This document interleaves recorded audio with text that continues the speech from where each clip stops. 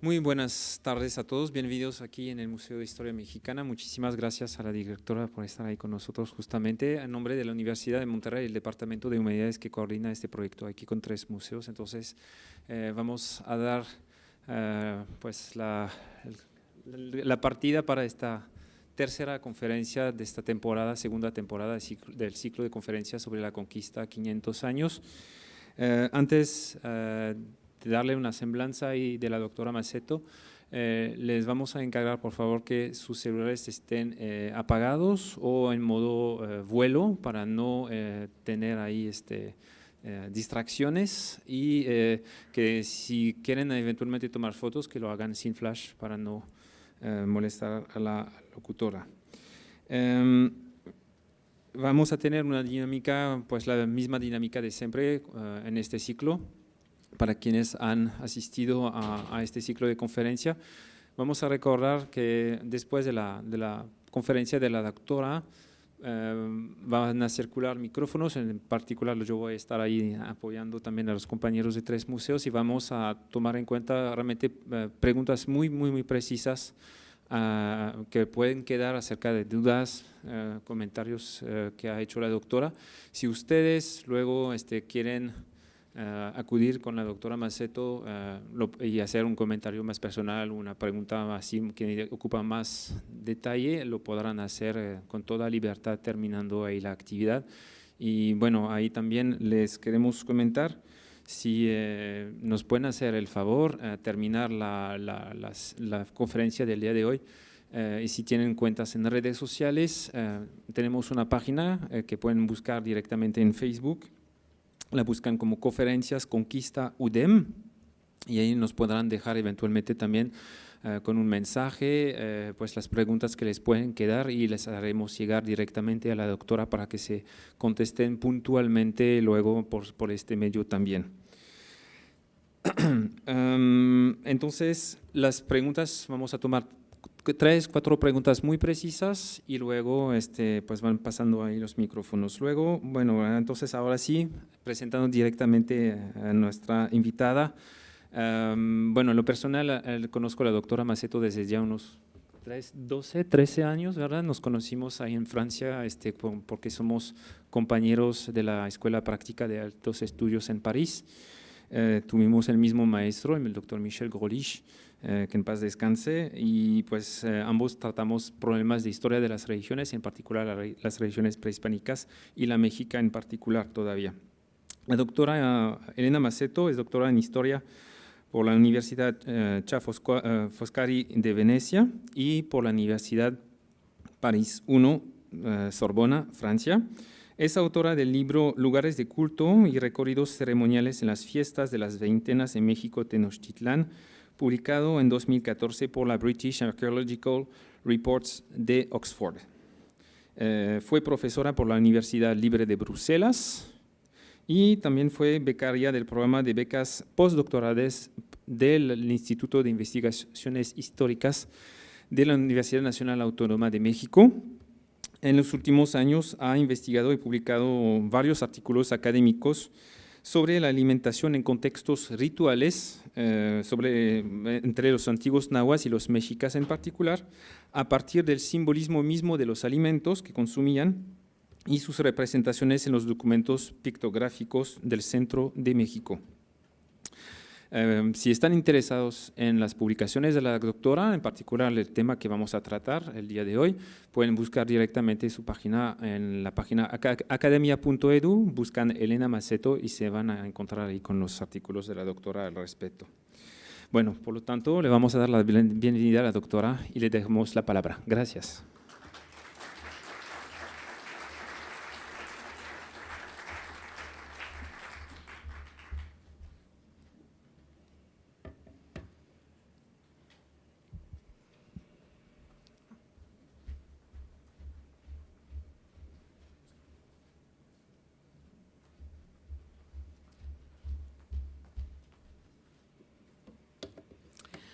Bueno, buenas tardes a todos. Me da mucho gusto estar aquí. Antes de empezar, quería agradecer muchísimo 3 museos por la invitación. Mi amigo y colega Bertrand, por estar aquí. Entonces, lo que vamos a ver hoy es seguir precisamente con el tema que pues, se empezó a desarrollar en este ciclo de conferencias acerca de personajes clave del periodo de la conquista. Obviamente no podía faltar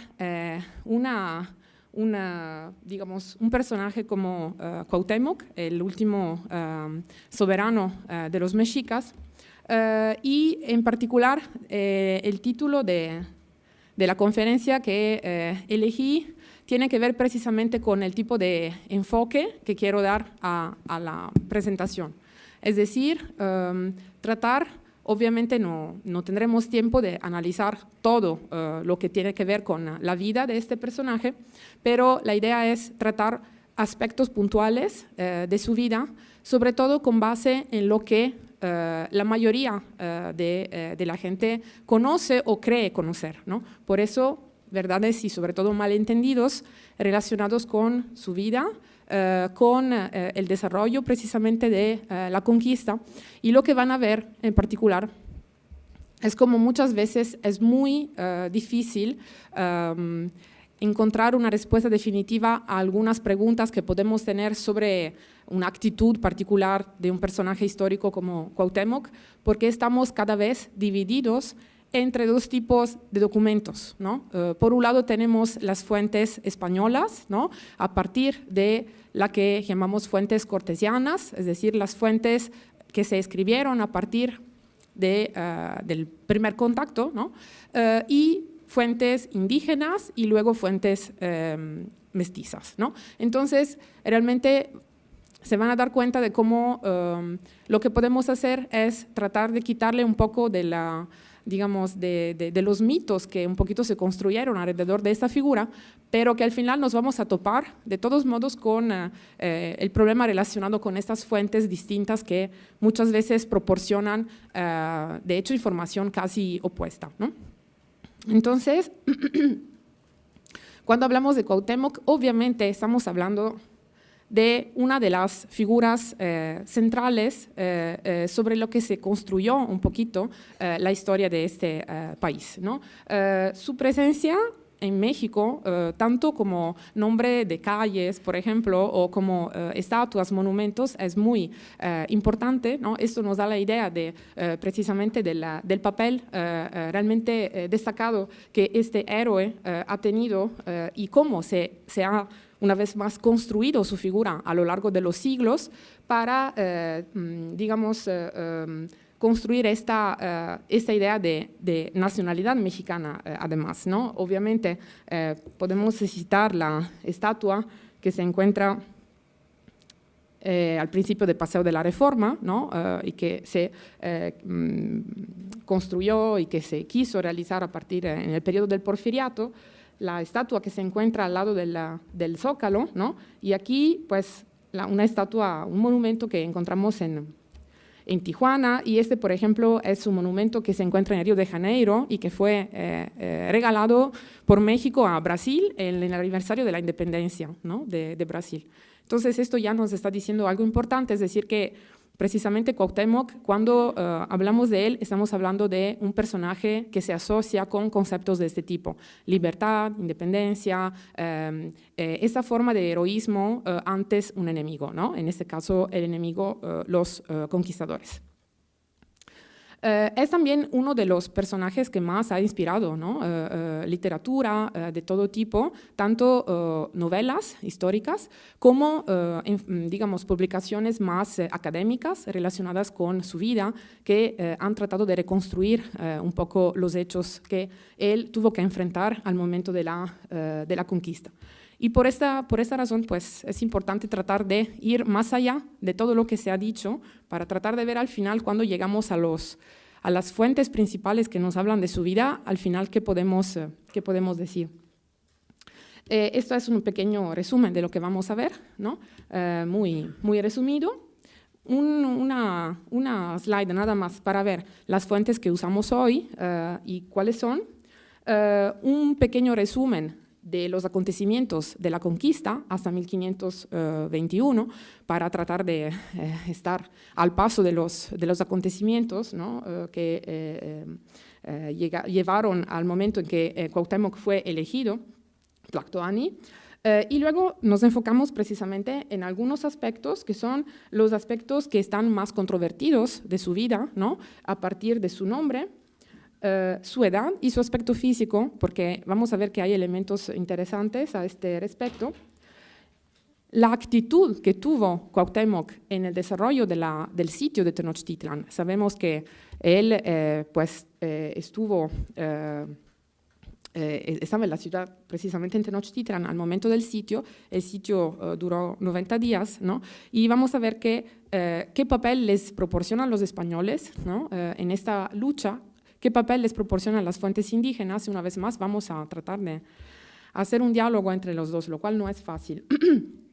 Vamos a ver uno de los momentos más conocidos quizá de su vida, es decir, la captura, el momento en que realmente él es entregado a Hernán Cortés, que es también fuente de lo que efectivamente se puede definir un malentendido cultural, ¿no? Entre dos mundos que se hablan pero que no comunican, ¿no? En este caso. El tormento, que también es otro aspecto muy conocido de su vida, tristemente conocido.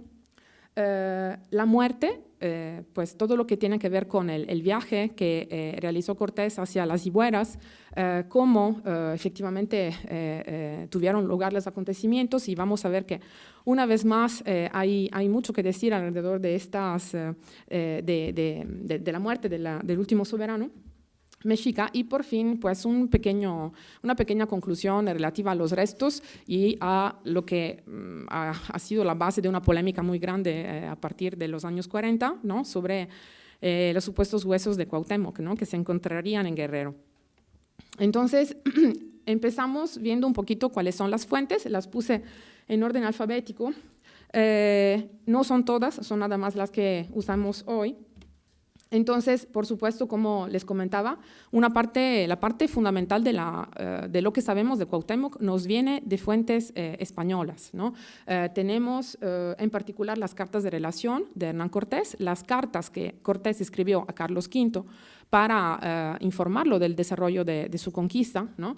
Y paralelamente tenemos la historia verdadera de la conquista de la Nueva España de Díaz del Castillo.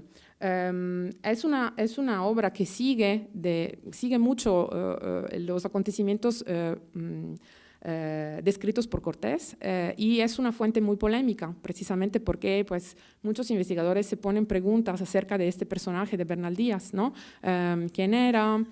Si realmente estaba presente o si nada más inventó o, digamos, exageró un poquito los hechos que Cortés puso en sus cartas de relación.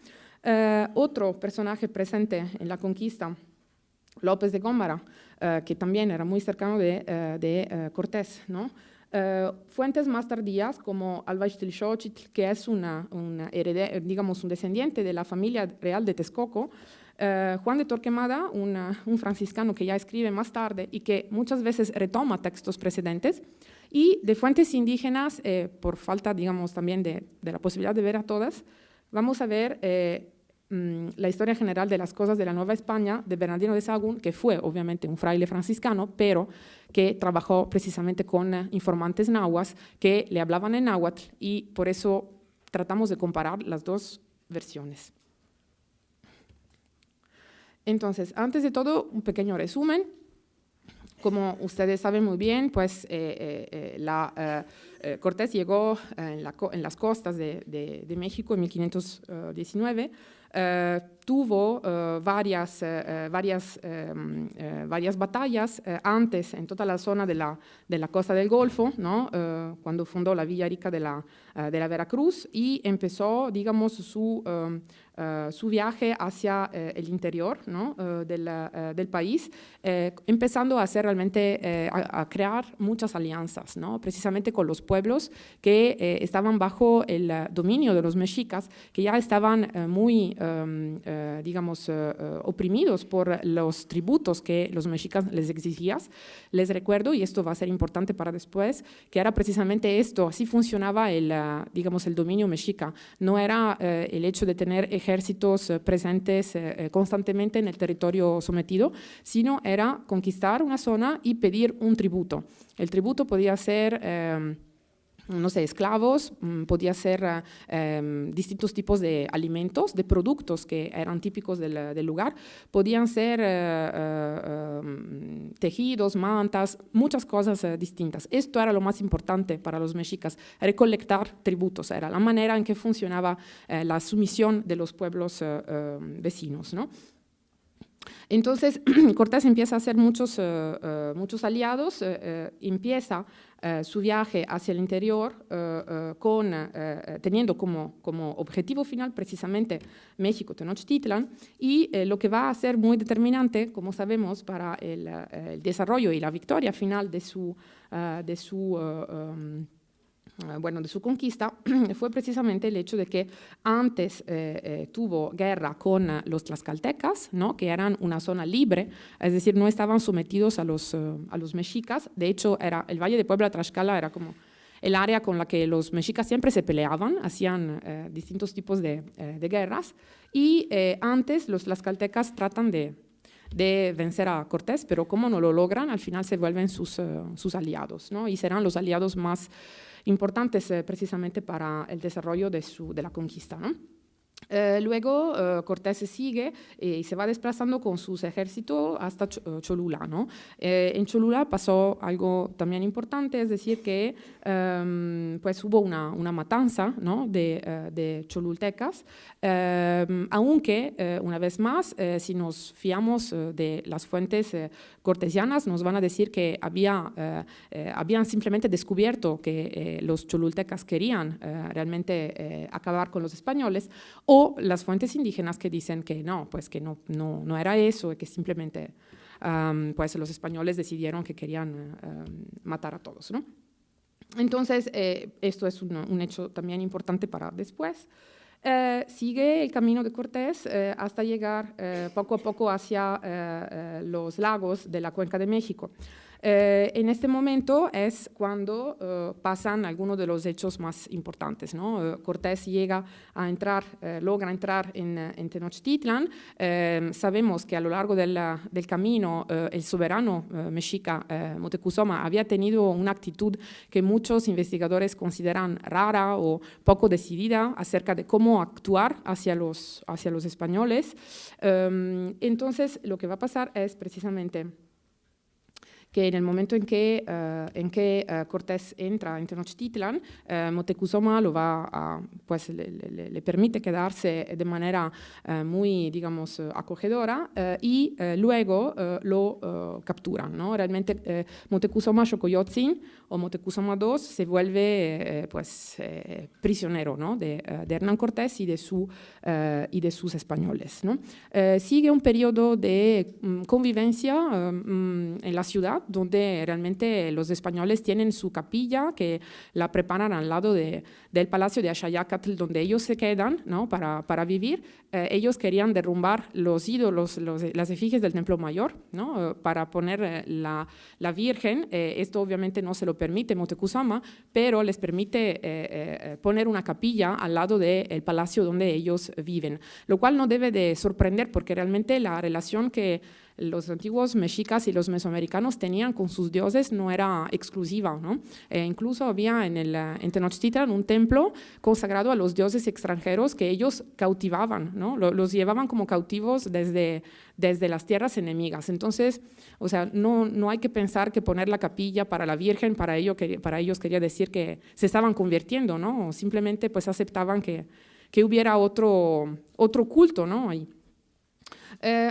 La situación se vuelve realmente complicada cuando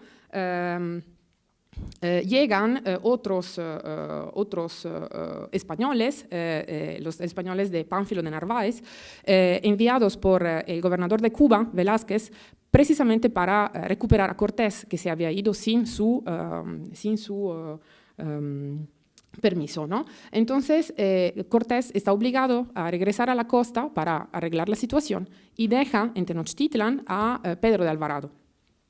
Y tiene lugar la que se define como la matanza de Toxcatl. Toxcatl es uno de los meses del calendario mexica y es una fiesta donde se llevaban a cabo distintos ritos. Era una fiesta muy relacionada con la realeza, ¿no? Y con la nobleza.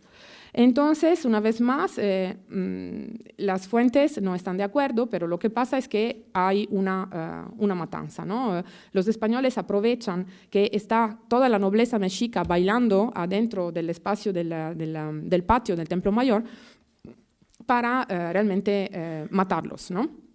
Y obviamente esto en un momento, en una situación ya muy inestable, pues tienen consecuencias muy graves, ¿no? Cuando Cortés regresa de la costa, porque sí logró ganar a Pánfilo de Narváez, encuentra una ciudad desierta donde realmente la gente ni siquiera les da de comer a los españoles como hacían antes, que le llevaban tortillas y otras cosas. Y la situación pues se vuelve aún peor cuando realmente tiene lugar la muerte, ¿no? De Moctezuma II, ¿no? Sabemos que es también otro aspecto muy poco, digamos, donde hay muchos distintos puntos de vista. ¿Quién lo mató realmente? ¿Fueron los españoles o fueron los mismos nahuas, ¿no? Los mismos mexicas, enojados con su soberano que no estaba logrando realmente permitir que los españoles se fueran? Y es en ese momento, en el momento de la muerte de Moctezuma, que tenemos la primera presencia de Cuauhtémoc con base en el Códice Ramírez. El Códice Ramírez nos dice que había un grupo de mexicas realmente muy enojados con Moctezuma por el hecho de que se había vuelto, digamos, esclavo o cautivo de los españoles. Y dice el autor del Códice Ramírez que entre ellos había un joven de unos 17, 18 años llamado Cuauhtémoc, ¿no? Que según la fuente pues fue de los que empezaron a gritar bellaco y pues esclavo de los españoles, etcétera, hacia Moctezuma, ¿no? Sabemos que se murió por una piedra, ¿no? Que le cayó encima, pero una vez más las fuentes dicen cosas opuestas, ¿no? Los españoles dicen que fueron los mexicas dicen que fueron los españoles, ¿no? La consecuencia de todo eso desembocó en la que se conoce como la Noche Triste, ¿no? Entonces, realmente ya sin el apoyo de Moctezuma, que tenía la función también de ser intermediario entre su mismo pueblo y los españoles, pues los españoles tienen que huir de Tenochtitlan, porque ya la situación es muy fea.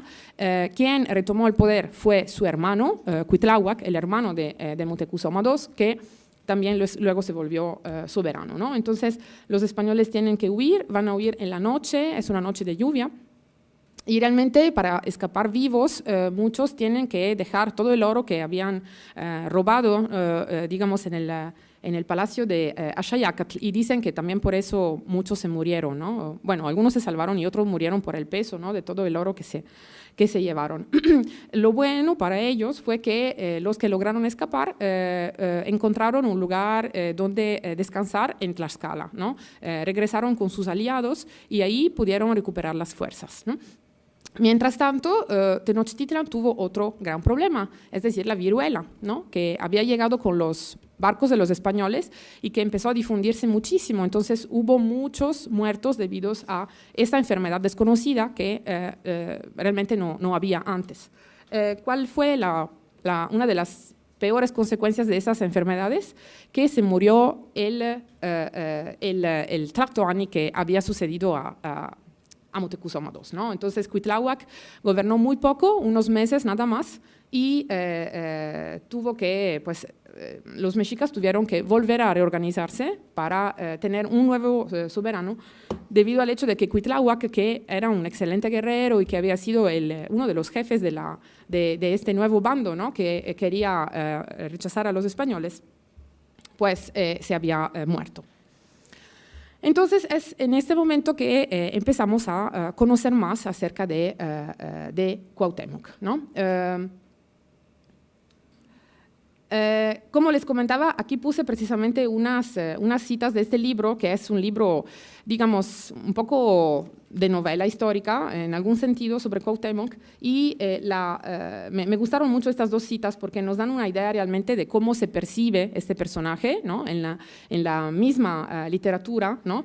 Como un personaje heroico, último y desgraciado emperador mexicano, que como la personificación del valor y del heroísmo se levanta siempre grande y siempre noble a través de tantas vicisitudes y de tantos martirios y de tanta sangre, ¿no? Es realmente son unas citas que nos dan una idea realmente de cómo se percibe este personaje y de cómo realmente la situación que heredó fue una situación muy fea, porque ya había empezado este proceso de conquista y él todo lo que pudo hacer fue tratar de reorganizar la ciudad, reorganizar las fuerzas, reorganizar los aliados, porque ya se habían quedado casi sin aliados los mexicas, ¿no? Precisamente. Entonces, vamos a conocer un poquito más acerca de Cuauhtémoc. Esta es un poquito el árbol familiar de los soberanos mexicas. Van a leer en las fuentes que era sobrino de Moctezuma. En realidad era más bien su primo, ¿no? Su padre era precisamente hermano, de Moctezuma II, ¿no? La madre de Cuauhtémoc era una princesa de Tlatelolco. Sabemos que Tlatelolco y Tenochtitlan fueron dos ciudades que vivieron, digamos, juntas en la misma isla, bueno, Tlatelolco más al norte, y que Tlatelolco estuvo independiente hasta el reino de Axayácatl, ¿no? A partir de ese momento hubo una guerra entre las dos ciudades y Tlatelolco pues perdió su independencia, ¿no? De hecho se volvió como el quinto barrio de Tenochtitlan y a partir de ese momento dejó de tener un linaje independiente de soberanos, ¿no? Lo que pasó fue que simplemente los mexicas ponían ahí un gobierno militar, ¿no? Sus militares más destacados iban a Tlatelolco. La madre precisamente de Cuauhtémoc parece ser una princesa de Tlatelolco, por lo que los dos grupos, digamos los mexicas de Tenochtitlan y Tlatelolco, pues se juntaban en su línea, ¿no? de descendencia. La edad también es algo que no es muy seguro, ¿no? Y esto lo vamos a ver ahora, un poquito más adelante, empezando más que nada con su nombre, ¿no? ¿Por qué? Porque uno de los primeros mitos, podemos decir, o uno de los primeros aspectos que llama la atención de Cuauhtémoc es que se ha querido ver en su nombre un poquito, digamos, la síntesis del fin de un mundo, ¿no?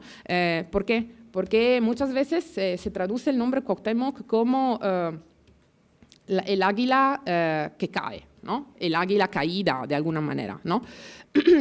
Y realmente hay pues que matizar mucho eso porque en muchos textos uno puede leer pues sí, qué coincidencia, ¿no? El último soberano mexica tenía también un nombre que de alguna manera tenía que ver con este tipo de eventos, ¿no? Pero realmente hay que ir un poquito más allá de este tipo de traducciones rápidas, ¿no? Y ver en cambio que no es exactamente eso, sino que el nombre quisiera decir realmente el águila que desciende, ¿no? Van a decir no hay ninguna diferencia. Sí hay diferencia, porque realmente Cuauhtémoc es uno de los nombres del dios del sol, ¿no? Si leemos los relatos en náhuatl, descubrimos que el dios del sol, como todos los dioses mexicas, tiene distintos nombres, ¿no? En particular, Tonatiuh tiene entre sus nombres águila que sube y águila que desciende, ¿no? En este caso. Entonces, realmente su nombre tiene que ser más bien relacionado con el nombre del dios del sol, ¿no? Esto es lo más importante. Esta es como una faceta que quisieron agregar después, ¿no? Para ver en él como, pues también casi una síntesis del hecho de que se acabó el poder de los mexicas, ¿no? En realidad lo vamos a encontrar con distintos nombres en las fuentes. La partícula tzin era el reverencial en náhuatl, quiere decir el noble Cuauhtémoc. Obviamente los españoles pues muchas veces lo interpretan y le ponen el nombre de formas distintas que son muy diferentes, ¿no? Guatimuzin es Cortés que lo llama así, o Guatemuz en el caso de Díaz del Castillo, ¿no? Pero pues ya hemos podido ver que en este caso pues el nombre quería decir precisamente águila que desciende uno de los nombres del dios del sol. Como edad y aspecto físico, puse aquí 3 citas porque realmente no logran ponerse de acuerdo una vez más los cronistas. Si seguimos a Cortés y a otros como López de Gómara, nos dicen que tenía 17, 18 años, ¿no? Pero si seguimos a Bernal Díaz del Castillo, que es además el que proporciona la descripción más larga, parece que tenía 26 años, ¿no? Entonces, como periodo de nacimiento, entre 1495 y 1502, a más tardar, ¿no? Me interesa esta cita de Díaz del Castillo porque dice algo interesante de su aspecto físico que alguien podría pensar como que es original, ¿no? Es decir, dice, era de edad de 26 años y la color tiraba su matiz algo más blanco que a la color de indios morenos. Y decían que era sobrino de Moctezuma, ¿no? Dije que muchas veces se lo definen como su sobrino. Entonces alguien podría pensar, bueno, pues tenía un color distinto de los demás y todo. En realidad, si uno se va a leer la descripción de Moctezuma, que da siempre Bernal Díaz del Castillo, dice lo mismo, ¿no? Casi lo mismo, pues que tenía un color más claro y todo. Entonces yo realmente no le hago mucha confianza en este caso a este tipo de relatos, ¿no? Yo creo más bien que es una manera muy estándar, ¿no? de hablar de los soberanos, quizá para proporcionarle más, no sé, una cercanía de alguna manera con el mundo español, en este caso. Entonces, esto es otro aspecto interesante, ¿no? Y si nos vamos a lo que es la actitud que tuvo Cuauhtémoc a lo largo del sitio de Tenochtitlan, vemos que una vez más se trata de una actitud de grande, bueno, digamos, intransigencia y, digamos, de falta de diálogo con los españoles, ¿no? Realmente este pasaje, bueno, sin la necesidad de leerlo todo, pero habla precisamente de los intentos que hizo Cortés para llegar a la paz, ¿no? con Cuauhtémoc, y de cómo él cada vez simplemente rechazó esta idea e incluso dijo que quien se le acercaba pidiéndole la paz, pues él lo iba a sacrificar, ¿no? Incluso parece que sí lo hizo sacrificar, ¿no? Los de la ciudad lo recibieron con mucho acatamiento como persona principal. ¿Y cómo lo llevaron delante de Guatimozín, su señor? Es decir, un enviado que fue a hablar de paz con él. Él le comenzó a hablar sobre la paz. Dice que luego lo mandó matar y sacrificar, diciendo que no querían sino morir, ¿no? Este aspecto se repite en todas las fuentes, más o menos, donde realmente parece que Cuauhtémoc era además el que siempre estaba presente en las batallas que tenían lugar en la ciudad, ¿no? Si nos vamos a las fuentes españolas, ¿no? Cuauhtémoc estaba presente para romper, para volver accesibles los puentes, por ejemplo, que los españoles rompían en el día, ¿no? Parece casi que es realmente un jefe, pero que está presente por todos lados en la ciudad, tratando de ayudar a su gente, a su ejército. Mientras que si nos vamos a las fuentes indígenas, realmente Cuauhtémoc aparece más por su papel específico, es decir, como soberano, ¿no? Entonces, más que estar ahí presente en la batalla, él es quien decide cómo llevar las cosas, ¿no? Quién tenía que luchar, cómo, etcétera, ¿no? Una vez más, ¿no? Dijeron que su señor me enviaba a rogar con ellos que le perdonase porque no venía, que tenía mucho miedo de parecer ante mí y también estaba malo, ¿no? Obviamente esto es Cortés que dice eso, ¿no? Además de no aceptar la paz, todas las veces que Cortés quería verlo para discutir, pues Cuauhtémoc le mandaba decir que no podía, ¿no? Que no podía, que pues en este caso que estaba malo. Bueno, no sabemos si realmente fue así, pero hay una voluntad de falta de diálogo total, ¿no? En este caso, porque realmente pues era Cuauhtémoc soberano, él decidía cómo llevar las cosas, no decidía de hacer la paz cuando era Cortés, que lo decidía, sino cuando él y su grupo decidían que a lo mejor era el momento de rendirse, ¿no? En ninguna manera el Señor vendría ante mí y antes quería por allá morir, ¿no? Entonces, realmente como que hasta se pone énfasis en este aspecto tan así muy tajante de esta figura, ¿no?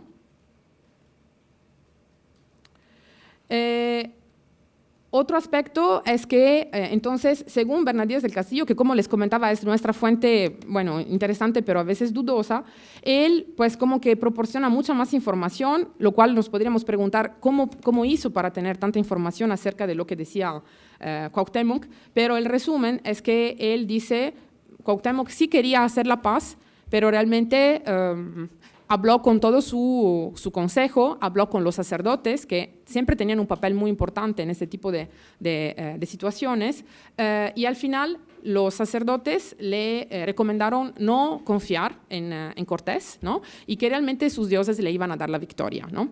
Entonces, Cuauhtémoc dice, según Bernal Díaz, que así queréis que sea, guardad mucho el maíz y bastimiento que tenemos, y muramos todos peleando, y desde aquí adelante ninguno se ha osado a demandarme paz, sino yo le mandaré matar, ¿no? Parece como que aquí suspende cualquier diálogo también con los suyos, ¿no? Y pues decide que hasta el final pues van a luchar. Vamos a ver que en realidad las fuentes indígenas dicen otra cosa, ¿no?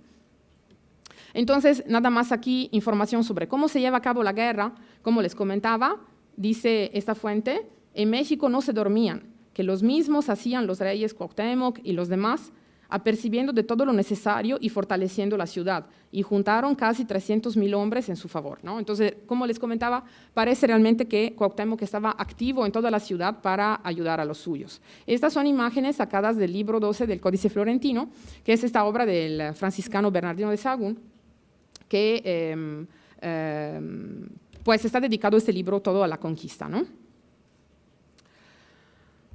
Bueno, sigue el asitio y esta es una parte muy importante. Esta es nuestra fuente, digamos, la fuente indígena que vamos a analizar, porque vimos por un lado lo que dicen los españoles, ¿no? Realmente no hay contacto, no hay ningún tipo de diálogo, no hay paz, ¿no? Pero si nos vamos al Códice Florentino, donde, le repito, estamos hablando de nahuas, son nahuas de Tlatelolco que hablan y cuentan la historia de la conquista, nos dicen que, sabemos que en ese momento Tenochtitlan estaba en condiciones desesperadas, ¿no? Entre las enfermedades, la falta de comida, el agua que se había totalmente contaminado por los cuerpos de los muertos, etcétera. Realmente Tenochtitlan, la ciudad en sí, ya había caído. Todos estaban en Tlatelolco, que es la parte norte, ¿no? La antigua parte norte de la isla, ¿no? Entonces, esta pequeña cita que nos dice que todos los gobernantes, aquí no puse todos los nombres, pero en el códice, en la fuente van los nombres de todos los soberanos que seguían en Tenochtitlan al lado de Cuauhtémoc, estaban reunidos, ¿no? Estaban reunidos en este lugar, hacían consulta para decidir cómo y qué iban a ofrecer como tributo a los españoles, ¿no? Es un punto muy interesante porque esto quiere decir no solamente que sí ellos estaban pensando en alguna manera de rendirse, sino que lo querían hacer según la lógica de su manera de hacer la guerra. Les comenté antes la importancia del tributo en el momento en que alguien se sometía a un enemigo, ¿no? Entonces, lo que Cuauhtémoc estaba pensando era, a ver, ¿qué le puedo dar a los españoles como tributo para ver que ellos estén satisfechos, ¿no? En este caso. Y esto nos habla una vez más de una falta de comunicación, es decir, pues ellos, Cuauhtémoc y los suyos, estaban tratando de hacer una guerra a su manera, ¿no? O sea, la sumisión quería decir entregar un tributo y ya, ¿no? Pero se quedaban con el territorio, se quedaban ahí, ¿no? De alguna forma.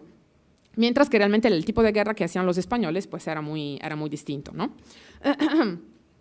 Entonces llega el momento de la captura.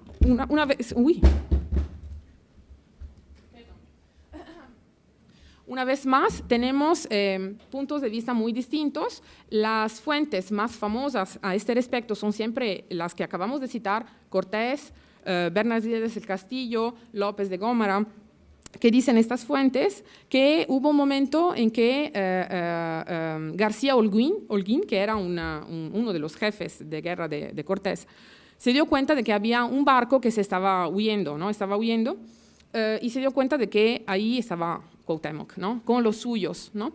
Estaba rodeado de su esposa, su familia, como unas 30 personas más o menos, y estaba tratando de irse de la ciudad, ¿no? Entonces, lo que hizo el español en este caso fue acercarse al barco, y los del barco le hicieron como, calma, pues aquí tenemos al soberano, ¿no? y pues fue así que Cuauhtémoc se entregó a Cortés, ¿no? O sea, realmente este capitán García Holguín lo llevó antes Cortés, ¿no? Hay muchas variantes, ¿no? Otras fuentes dicen que quería pelear, quería luchar Cuauhtémoc, pero luego se dio cuenta de que ellos tenían los cañones y todo, entonces decidió que se iba a rendir así. Realmente hay como 2, 3 fuentes que más o menos dicen lo mismo, ¿no? Lo que pasa y lo que es lo más famoso, digamos, acerca de este momento es cuando Cuauhtémoc llega enfrente de Cortés, ¿no? ¿Por qué? Porque en ese momento realmente lo que pasa es que en todas estas fuentes españolas explican cómo Cuauhtémoc dice, pues estoy aquí enfrente de ti, hice todo lo que pude para realmente tratar de proteger a mi pueblo, no lo pude hacer, entonces por favor Malinche, que era como le llamaban a Cortés, ¿no? Con base en su traductora, ¿no? la Malintzin, que hacía ese trabajo, le enseña un cuchillo que Cortés tenía, ¿no? Consigo y dice, pues mátame, ¿no? Mátame con ese cuchillo porque yo merezco esto, ¿no? Realmente esta información está rodeada de frases como lo dijo llorando, ¿no? Entonces así muy triste y todo. Y la reacción de Cortés es que lo quiere consolar, ¿no? Y dice, no, fuiste muy valiente, realmente, o sea, protegiste muchísimo tu pueblo, yo no te voy a matar, tú no mereces que te maten, tú mereces que te quedes aquí conmigo, que me ayudes a gobernar y todo, ¿no? Entonces es una parte muy famosa, podemos decir, no hay ninguna huella de eso en fuentes indígenas, eso realmente, bueno, aún no dicen absolutamente nada de eso, pero me parece que es una parte muy importante porque, bueno, aquí les puse nada más la cita, que ya él había hecho todo lo que de su parte era obligado para defenderse a sí y a los suyos, hasta venir en aquel estado. Que ahora hiciese de él lo que yo quisiese, es Cortés que habla, y puso la mano en un puñal que yo tenía, diciéndome que le diese de puñaladas y le matase, ¿no? Y yo le animé y le dije que no tuviese temor ninguno, ¿no? O en otra fuente dice, no tienes la culpa, ¿no? Estos conceptos realmente, por eso yo me gusta hablar como de una forma de incomprensión cultural total.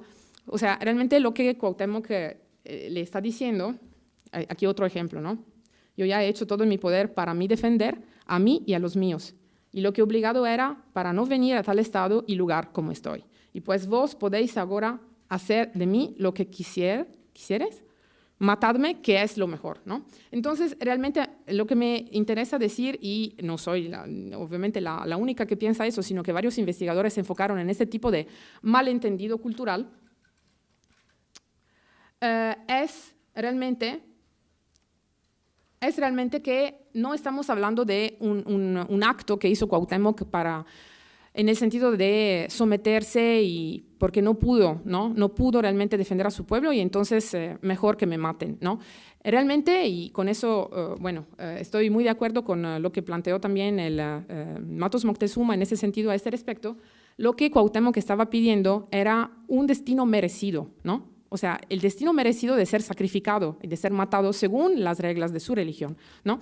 Entonces, ¿cuáles serían estas reglas? Pues el código bélico precisamente que tenía el guerrero mexica, ¿no? Cuando en la sociedad mexica alguien se volvía un guerrero muy importante, digamos, la manera más noble de encontrar la muerte era en el campo de batalla o en la piedra de los sacrificios, ¿no? Esto era lo que les permitía acceder a la casa del sol, que era el más allá que los guerreros mexicas querían, ¿no? Entonces, en el código, una vez más bélico de los mesoamericanos, por ejemplo, del Valle de México, de Puebla, Tlaxcala, etcétera, era así. Cuando alguien se volvía un prisionero, ¿no?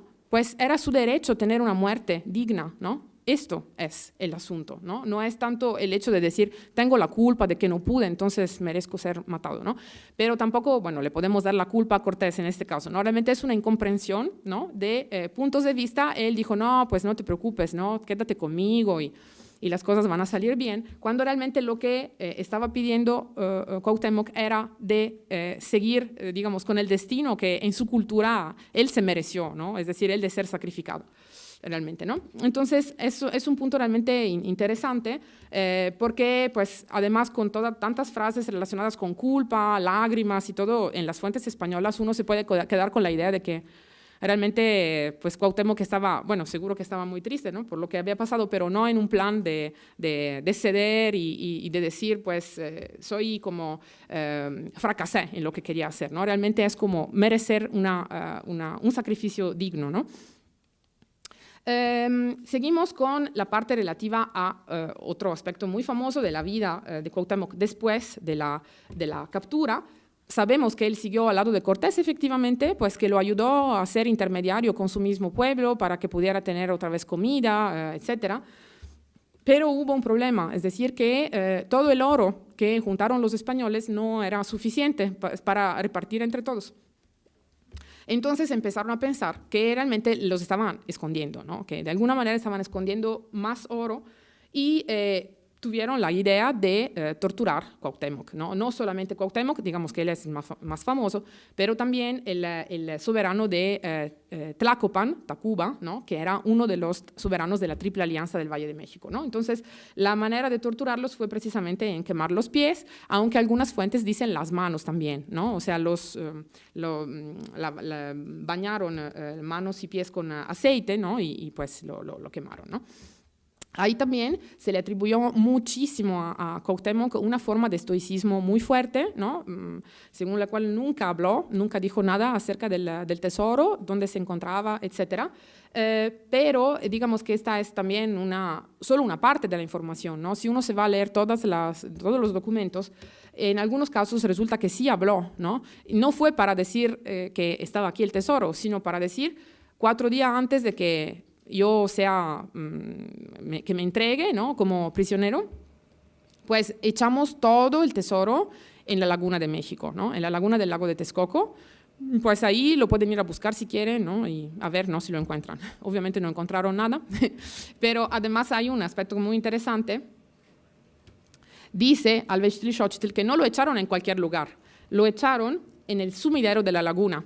En el lago de Texcoco había lo que ellos llamaban como un torbellino, un lugar donde realmente el agua como que, decían como que hervía, ¿no? Como si hubiera así realmente un remolino muy grande. Y era un lugar sagrado, muy importante, ¿no? Ahí se iban a realizar periódicamente ofrendas a los dioses acuáticos que se consideraban los dueños del lugar, ¿no? Entonces, no es que lo echaron en cualquier lugar, lo echaron en un lugar que para ellos era un lugar sagrado, ¿no?, para pedir algo, ¿no? Y esto nos lo dice, y luego volvimos, López de Gómara dice, porque dijo, como él echó en la laguna, días antes de su prisión, las piezas de artillería, el oro y plata, perlas, piedras y ricas joyas, por haberle dicho el diablo que sería vencido, ¿no? Es decir, es realmente una ofrenda que ellos realizan a sus dioses, en este caso para pedir de alguna manera la victoria o de alguna manera para propiciar, ¿no?, este momento tan difícil por lo que pasaban los mexicas. Esta es la única imagen que tenemos de remolino.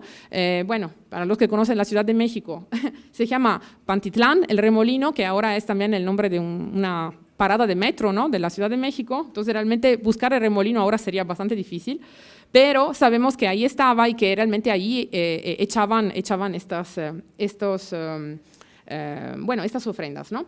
Otra frase muy famosa de Cuauhtémoc en el momento de su tormento, una frase que nos da López de Gómara es esta. Cuauhtémoc los están torturando y su compañero, es decir, el otro soberano, pues le dice, pues quizá puedas decir algo, ¿no? Estoy sufriendo mucho, ¿no? Y parece que le contesta Bernal Díaz, le contesta Cuauhtémoc si estaba él en algún deleite o baño, ¿no? O sea, realmente como para decir, ¿te parece que yo me estoy divirtiendo?, ¿no? En realidad, esta frase fue cambiada después, ¿no? Y en particular, encontré que a partir de esta novela, Los mártires de la Náhuac, escrita por Eligio Ancona, pues se cambió la frase en esto, ¿estoy acaso en un lecho de rosas? Si ustedes leen, en muchos lugares efectivamente hablan de Cuauhtémoc que habla de un lecho de rosas, ¿no? Así, cuando en realidad como que cambió la frase, pero esta tuvo como mucho éxito, ¿no? La seguimos encontrando muchas veces relacionadas con el tormento de Cuauhtémoc. Y pues llegamos a la muerte, ¿no? No fue inmediatamente después, la conquista de Tenochtitlan tuvo lugar el 13 de agosto de 1521, ¿no? De verdad, cuando el momento en que capturan a Cuauhtémoc. La muerte de Cuauhtémoc es de 1525, ¿no? Bueno, no muchos años después, en un viaje que Cortés realizó a las Ibueras en Honduras, ¿no? No fue un viaje así como de exploración, sino que fue un viaje realizado para ir a recuperar uno de los suyos, que era Cristóbal de Olid, ¿no? Que descubrió Cortés, estaba de acuerdo con Velázquez, con el gobernador de Cuba, ¿no? Como que traicionó Cortés para regresar con el gobernador Velázquez, ¿no? Entonces fue una expedición muy grande que realizó Cortés con muchos de los suyos para ir en busca de este ex compañero, ¿no? Podemos decir. Cortés decide llevar también a los soberanos de la Triple Alianza, ¿no? Obviamente, porque pues, seguía siendo demasiado peligroso dejarlos solos, ¿no? En Tenochtitlan, en este caso, en la Ciudad de México, porque tenía miedo de nuevos problemas. Entonces se lleva a Cuauhtémoc. Y pues hay un momento en que realmente Cortés lo entera de una información que una vez más es dudosa y no sabemos bien. Es decir, que resulta que los soberanos que estaban ahí, Cuauhtémoc, el de Tlacopan y de Texcoco, estaban organizando algún tipo de insurrección, ¿no? Hay una fuente que dice que incluso le proporcionan a Cortés un dibujo, ¿no? Sobre papel amate de estos soberanos que estaban platicando entre ellos, de realmente matar a Cortés, ¿no? De volver a la Ciudad de México, de matar a todos los españoles e incluso de ir hasta los puertos, ¿no? Para esperar que se llegaban más españoles, pues estaban listos, ¿no? para la guerra. Otra fuente dice que no fue un dibujo, sino un personaje específico que tiene distintos nombres. Bueno, como cristiano sería Cristóbal, pero le dan distintas zonas de origen, pero parece que era Tlatelolca, de Tlatelolco, este personaje, pues que realmente le va a decir, bueno, yo escuché estas cosas y además me dijeron que si yo quiero también una parte del territorio, como que ya se estaban repartiendo el territorio después de la muerte de los españoles, pues que yo también tenía derecho, ¿no? A una parte de estos territorios. Entonces Cortés decide hablar con cada uno de los soberanos, ¿no? Por separado, para ver si era verdad esta idea, ¿no? Y me resulta que dicen que sí, algunos dicen sí, pero yo no quería hacer nada, ¿no? O sea, yo escuché, pero no quería participar, ¿no? Y resulta que los dos que son realmente como acusados son Cuauhtémoc y el soberano de Tlacopan, ¿no? Entonces la decisión de Cortés, que fue además muy rápida, fue de matarlos, ¿no? A los dos. Entonces esto es el Códice Vaticano A, con una representación de la muerte de los dos soberanos, ¿no? Este es Cuauhtémoc con su pequeña águila, que es su nombre, y ahorcados, ¿no? a este árbol. Ahí también hay distintas teorías acerca de cómo lo mataron y dónde precisamente. Esto es uno de los lugares que se proponen, ¿no? Es decir, salieron de la Ciudad de México, se fueron hasta Coatzacoalcos y luego siguieron por lo que hoy es Tabasco, y resulta que entre este lugar y el Petén guatemalteco, pues ahí tuvo lugar este problema, ¿no? Trataron de identificar los lugares específicos donde tuvo lugar la muerte de Cuauhtémoc, pero pues hay varias propuestas, ¿no? En este caso. Según un manuscrito chontal, es decir, de esta área, sería un lugar que se llama Yaxman, ¿no? Y algunos lo identifican con el tigre, ¿no? Campeche, pero repito, hay varias ideas al respecto. Bueno, esas son todas las versiones. Entonces, ¿cómo murió Cuauhtémoc? Algunas fuentes dicen que ahorcado, como se puede ver aquí. En otro caso, como en la tira de Tepechpan, parece que fue colgado con los pies de un árbol y decapitado, ¿no? En una de estas dos formas. Les invito a notar cuál es el árbol. Es una ceiba, ¿no? Es un aspecto realmente muy, no sé, a mí me parece fascinante porque estamos en área maya, precisamente, es un árbol típico que se encuentra en esa área, y es un árbol que es fundamental en la tradición religiosa mesoamericana, ¿no? En particular en el área maya, ¿no? Se considera un árbol, pues es uno de los árboles que se representan como Axis Mundi, es decir, era un árbol que según ellos tenía sus raíces en el mundo, en el inframundo, ¿no? Y pues sus ramas iban hacia el mundo celeste, ¿no? Entonces, en muchos mitos, bueno, en distintos mitos, como en el Chilambalán, por ejemplo, la ceiba es lo que se encuentra después de la destrucción de las eras del pasado, ¿no?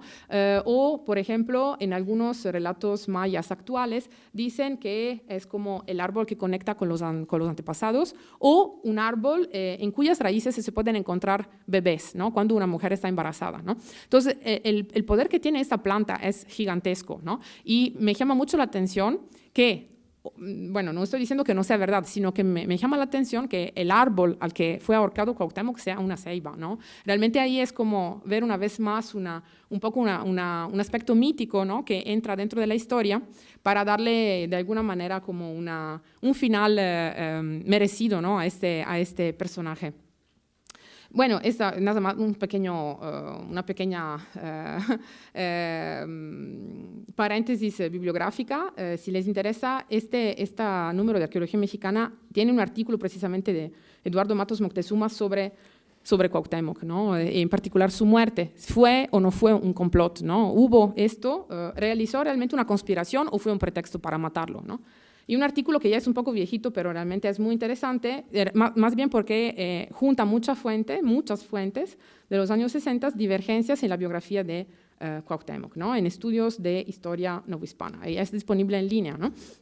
Entonces, ¿hubo o no hubo conspiración? No sé ustedes cómo ven este aspecto. A mí me llama la atención un aspecto, es decir, cada vez que los mexicas trataron de rebelarse a los españoles, hay estas dos posturas muy distintas, ¿no? Los españoles siempre dirán que era una conspiración en Cholula, con Toxcatl, con la fiesta, adentro de Tenochtitlan, con Cuauhtémoc, van a decir había una conspiración. Y siempre las fuentes indígenas van a decir que no, ¿no? Pero realmente... no sé, a mí no me sorprendería pensar que realmente fueron ocasiones donde los mexicas trataron de ganar a los españoles, ¿no? No le veo nada realmente de tan descabellado en pensar que Cuauhtémoc se estaba reorganizando para reconquistar sus tierras, ¿no? No me parece que puedan ser acusaciones así falsas, pero obviamente esto todo se queda en lo subjetivo, ¿no? Porque no sabemos. Y bueno, terminamos esta parte con los restos, ¿no? de este gran personaje. En los años, en el 49, ¿no? Salió un trabajo de Eulalia Guzmán, que es una arqueóloga, precisamente acerca del hecho de que se identificaron los restos de un personaje que se encontraba, de los restos de huesos, digamos, de un individuo en la iglesia de Ixcateupan de Cuauhtémoc, en Guerrero, y se identificaron como los restos del soberano Cuauhtémoc, a través de una serie de documentos, además, que estaban resguardados en la iglesia y pues que hablaban precisamente de la llegada de los restos de este personaje, ¿no? Se volvió digamos, una historia tan importante, podemos decir, que incluso realizaron viajes para ir a ver estos huesos y realmente se trató de darle como más visibilidad porque pues eran como restos muy significativos para la misma historia de México, ¿no? En realidad fue algo muy polémico porque después se empezó a retomar con calma todos los elementos para atribuirle estos restos a Cuauhtémoc. Y realmente se vio que no había los elementos para decir que era Cuauhtémoc. En particular, volvió a replantearse este problema en los años 70. Se proporcionó la información a un equipo multidisciplinario que empezó a trabajar sobre los huesos, ¿no? Y sacaron información totalmente distinta, incluso que los huesos pertenecen a personas distintas, ¿no? Que algunos ni siquiera son de la época de Cuauhtémoc y sobre todo que no hay relación con Tenochtitlan. Realmente es como algo que no tiene que ver, ¿no? Entonces, otro aspecto que se queda realmente por descubrir, que quizá nunca descubriremos, es dónde se encuentran los restos, ¿no? de Cuauhtémoc, ¿no? Y a pesar de esto, a pesar de que se sabe ahora que no son los restos del soberano mexica, pues parece que se sigue realizando viajes a Ixcateupan precisamente para ver, ¿no? estos restos, estos huesos. Entonces, bueno, como pueden ver, hay más preguntas que respuestas, ¿no? Una vez más, alrededor de la vida de este personaje. Pero Personalmente, y bueno, por lo que uno puede ver analizando las fuentes, creo que aunque le quitamos realmente estos aspectos medio míticos o le quitamos a veces esta información que realmente es bastante dudosa, ¿no? en las fuentes, sobre todo las españolas, o incluso si vamos al hecho de que, contrariamente a lo que muchas veces se piensa, Cuauhtémoc sí quería alguna forma de paz para su pueblo, ¿no? y trataba de buscar el tributo más adecuado a los españoles, no me parece que estas cosas le quiten de alguna manera, ¿no? la importancia que tenía este personaje, la importancia que tuvo en su momento, en un momento de fin y de principio de una de las épocas de México, ¿no? Y pues es una manera, digamos, de tratar de reponer el personaje en su lugar sin, obviamente, olvidar pues, la importancia que tuvo en su momento y cómo hoy en día es considerado uno de los héroes nacionales más importantes, ¿no? del país. Pues espero les haya gustado, aunque obviamente fue un resumen bastante rápido y estoy a disposición para preguntas. Gracias.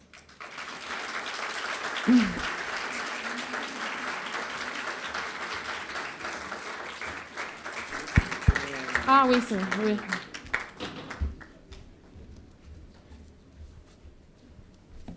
Bueno, entonces vamos a proceder a la sesión de preguntas. Entonces, nada más 3, 4 preguntas así muy concisas y muy al grano, por favor. Empezamos ahí con el señor, por favor.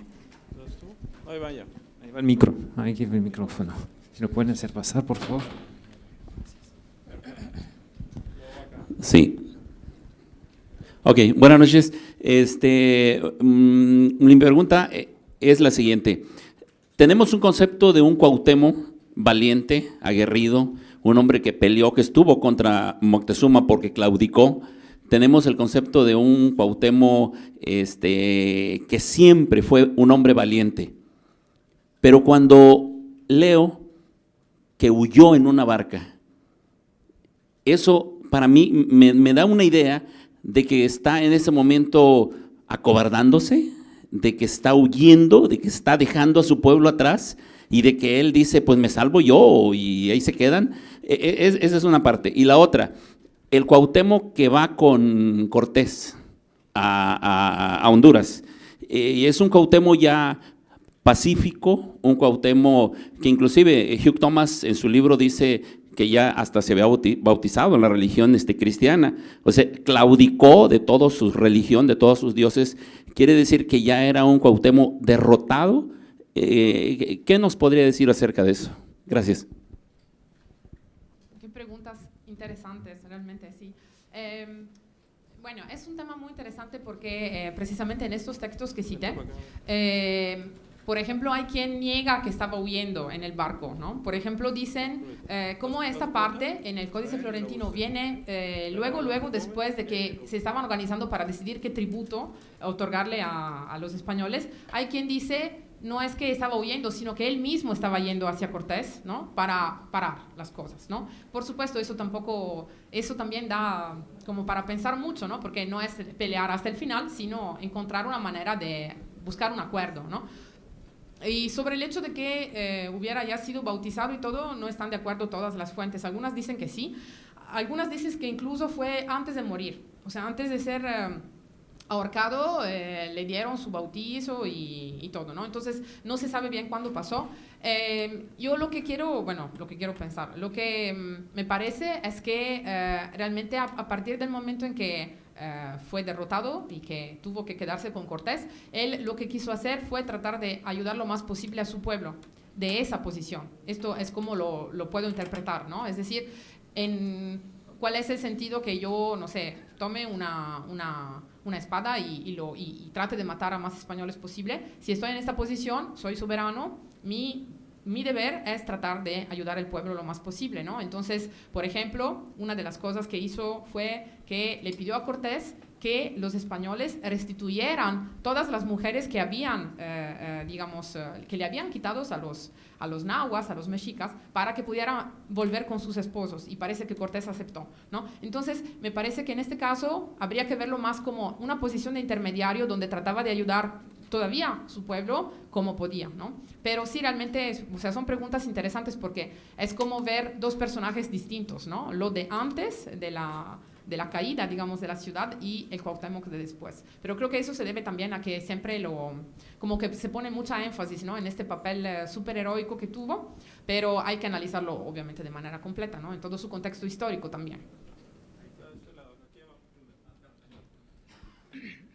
Buenas noches a todos, buenas noches, doctora. Oiga, doctora, mi pregunta va relativo a los recuentos de los españoles. En algún momento yo me documenté, estoy seguro que su investigación va mucho más allá de lo que yo haya podido recolectar, pero los recuentos de Bernal Díaz del Castillo y los de Hernán Cortés a veces se intercambian, que no saben exactamente quién fue realmente el que escribió esos recuentos. ¿Podría usted ahondar un poquito más en eso, por favor? Como comentaba precisamente al principio, son dos fuentes que tienen mucha relación entre ellas, es decir, que los investigadores, algunos pensaron que realmente la versión de Bernal Díaz del Castillo es una versión que está muy relacionada con la versión de Cortés, pero que agrega cosas. De hecho, es muy evidente eso. Agrega detalles e incluso yo misma dije que tengo unas dudas porque en el momento en que Bernal Díaz nos está diciendo lo que dijo Cuauhtémoc, ¿cómo se enteró él de estas cosas? Es realmente muy difícil, entonces uno se queda con la duda de que realmente un poco haya inventado, ¿no? Entonces hay también estudios académicos que tratan de realmente un poco de desmoronar Bernal Díaz, diciendo incluso que nunca participó en la conquista, que fue algo que hizo después, ¿no? Entonces sí son dos fuentes que tienen mucha relación. El personaje un poco más dudoso es precisamente Bernal Díaz, pero digamos que sigue siendo complicado entender hasta qué punto se pueda tomar en cuenta. Obviamente es una fuente importante para los historiadores, ¿no? Pero digamos, yo creo que se puede considerar, pero con cuidado, ¿no? Eso es lo que pienso. De este lado. Hola, muy buenas. Hola, muy buenas noches.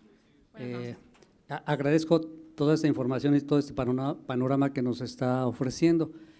Yo quería preguntar sobre el tema de la viruela negra. Es una enfermedad que en América no existía, sino que estos barcos españoles lo trajeron. ¿Cómo impactó la historia de México esa enfermedad? ¿Cómo era la población, si es que hay alguna información, cómo era antes y cómo fue después? ¿Cómo nos afectó? Gracias. Pues es una pregunta bastante compleja. Sí, realmente, o sea, son enfermedades que no había aquí en México, llegaron con los barcos de los españoles, fueron realmente epidemias muy, muy graves, ¿no? Realmente el caso de Tenochtitlan solo es un caso, ¿no? Pero sabemos que realmente la población perdió muchísimos miembros, muchísimos. Ahora no recuerdo bien las cifras, no quiero decir tonterías, pero realmente con las enfermedades, de hecho fue eso que ayudó mucho, podemos decir, la conquista, porque pues acabó con muchos jóvenes, con muchos guerreros, y pues ya la población estaba era mucho más débil que antes, ¿no? Los números de la población antes y después del pasaje de estas epidemias es espantoso, ¿no? O sea, realmente hubo una cantidad de muertos que es muy impactante, ¿no? En este caso. No sé luego si esto tuvo consecuencias también para, digamos, las generaciones sucesivas, eso realmente no lo sé, pero como cantidad de muertos que hubo fue una de las razones principales que ayudaron, digamos, los españoles, que eran inmunes, obviamente, a este tipo de problema. Sí. Bueno, muy interesante. Yo soy médico, entonces yo te puedo decir que la viruela en una población que es virgen, de 100 se mueren 95. Entonces, la viruela le ayudó mucho a Hernán Cortés. Yo no sé cuánta gente venía en sus barcos, pero no creo que hubiera más de 60 por barco, o sea, serían como 300 los soldados de Cortés, y aunque trajeran cañones y trajeran material, los mexicas eran muchos más. Entonces yo creo que la viruela sí influyó para la derrota de los indígenas, y el odio que tenían los demás indígenas que eran sometidos por los mexicas. Entonces, Cortés no conquistó México, fueron los demás indígenas y la viruela. Muchas gracias. Sí, estoy totalmente de acuerdo. Realmente el poder de los aliados es algo O sea, que casi nunca se toma en cuenta, pero que realmente pues ahí está. Arriba. Una última pregunta acá. Sí, gracias. Mira, nada más es un poquito más didáctica. Cuando nos mostraste en el inicio las esculturas de Cuauhtémoc que vemos en las ciudades, nada más una diferencia. En una se presenta con una lanza en alto y en otra con un garrote dentado. ¿Cuál es el más fiel de la época? La lanza pareciera ser más española. Gracias. Pues en realidad, pues la lanza es algo también que llegó después, ¿no? O sea, realmente es, además, lo que sí es interesante y habría que hacer un trabajo sobre eso, es el uso, creo que hay trabajos de hecho sobre eso, el uso que hicieron los mexicas de las armas españolas en el momento de la conquista. Recuperaron lanzas y estas cosas y las usaron ellos mismos adentro del contexto del sitio de Tenochtitlan. No fue lo que pasó con los cañones que los dejaron en el lago, pero pues realmente sí es realmente de influencia, ¿no? No es, debería de ser una macana, una macuahuitl para ser fiel, ¿no? Elena, hay una última pregunta que me… Buenas noches, maestro, felicidades. ¿Hasta dónde usted como investigadora encontró tanto en la etapa de la colonia, borrar como hacían las nuevas dinastías egipcias, la historia azteca, y hasta dónde el porfiriato, ávido de crear una identidad nacional, magnifica la figura? Si pudiera darnos algunos datos, porque yo creo que de allí partimos para la construcción y reconstrucción de la identidad nacional. Gracias. Pues es también un tema muy interesante. Lo que pasa es que hay que hacer distinciones, porque con la colonia ya empieza con la caída de Tenochtitlan, ¿no? Entonces ya a partir de ese momento, con toda la obra de los evangelizadores, tenemos por un lado el deseo de evangelizar, entonces por un lado obviamente de borrar, como usted dijo muy bien, pues el pasado, pero al mismo tiempo los frailes franciscanos sí hacen un trabajo muy bueno de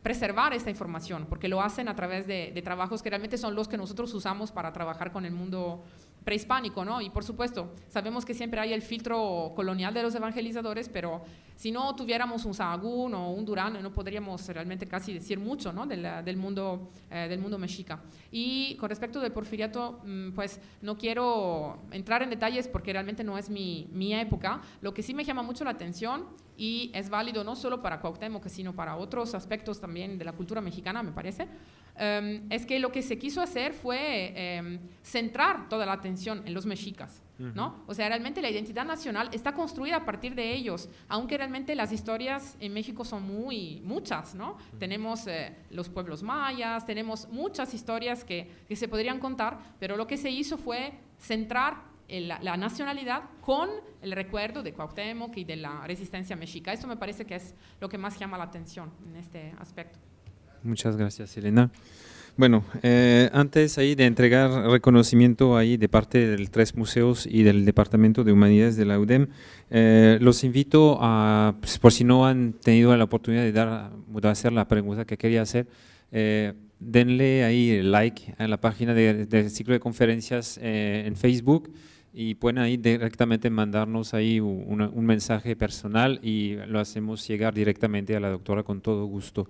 Les quiero informar que vamos a tener la próxima conferencia el día 12 o 13 de septiembre, ya se me fue la fecha, pero o sea que vamos a tener un receso bastante largo, digamos, para seguir este ciclo de conferencias hasta el mes de septiembre con el maestro Eric Chiquito Cortés, que nos va a presentar una conferencia titulada Olmedo, Díaz y Garrido, miradas entre la fe y la otredad dentro de la conquista.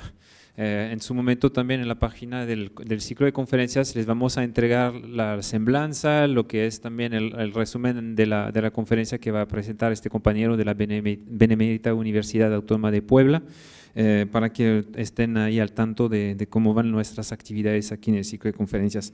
Por lo pronto vamos a entregar entonces a Elena Maceto este reconocimiento por esta participación en el ciclo de conferencias sobre la conquista.